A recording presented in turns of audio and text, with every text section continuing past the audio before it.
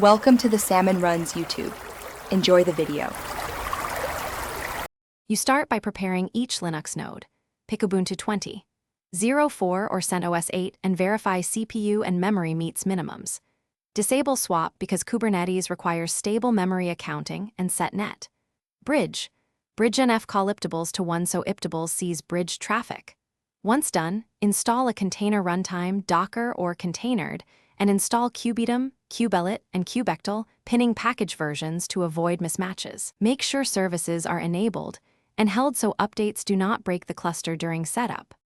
On the master node, run Kubeatom init and pass a pod network sitter that matches your chosen CNI, for example 192, 168, 0/16 for Calico.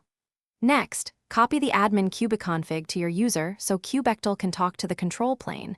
This ensures you can manage the cluster immediately. Use Kubeatom token create and Kubeatom token list to generate a join command and record the discovery token concert hash. Then deploy the CNI plugin and wait until kubes on each worker. Run the Kubeatom join command you saved. This registers them with the control plane. Once joined, make sure Kubectl get nodes shows ready for all nodes. Then test cluster functionality by deploying a small Nginx deployment and exposing it with a service to validate pod-to-pod and DNS resolution. If something fails, check Kubelet and container runtime logs first. Then inspect CNI pod events and kubeproxy logs. Network misconfiguration or mismatched Kubeatom/Kubelet versions are the most common causes.